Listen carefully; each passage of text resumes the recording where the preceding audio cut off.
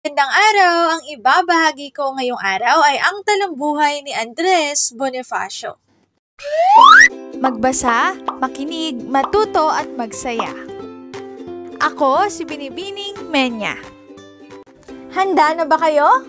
Tara na, umpisa na nating isa-isahin at pirapirasuhin ang mga detalyeng nakapaloob dito. Maaari kong ibigay ang soft copy ng video na ito, mag-email ka lamang o kaya naman ay mag-message sa aking Facebook page. Ilalagay ko ang aking email sa gitnang bahagi ng video at ang Facebook page naman ay sa huling bahagi matatagpuan.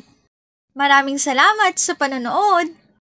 Tulad ng binanggit ko kanina, ang ibabahagi ko ngayong araw ay ang talambuhay ni Andres Bonifacio. Andres Bonifacio, na kilala bilang ama ng himagsikang Pilipino, ay isinilang noong Nobyembre 30, 1863 sa Tondo, Manila. Ang kanyang mga magulang ay sina Santiago Bonifacio, isang sastre, at Catalina de Castro, isang may bahay.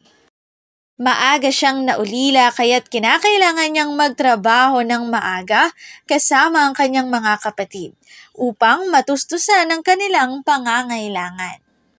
Nagtatrabaho siya bilang clerk, mensahero at ahente ng mga produkto habang patuloy na nag-aaral sa pamamagitan ng pagbabasa ng mga aklat sa kasaysayan at filosofiya.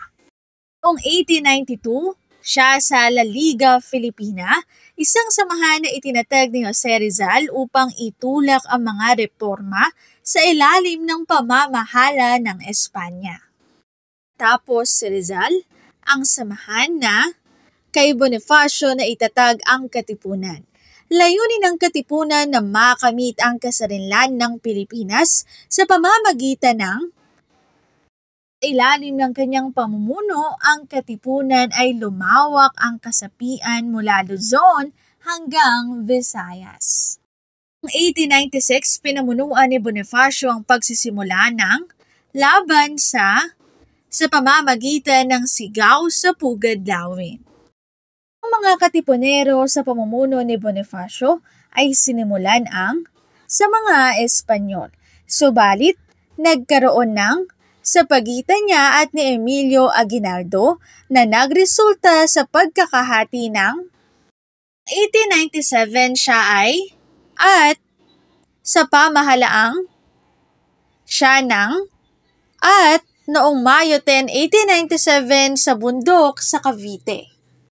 Andres Bonifacio ay kinilala bilang isang inspirasyon at mahalagang simbolo ng pambansang kalayaan. Bilang isang bayani ng Pilipinas, siya ay nananatiling simbolo ng determinasyon ng mga Pilipino para sa ganap na kalayaan at katarungan. Ang buhay ni Andres Bonifacio, dito na nagtatapos ang aking pagbabahagi. Sana ay marami kayong natutuhan. Muli, magbasa, makinig, matuto at magsaya. Ako si Binibining Menya. Paalam!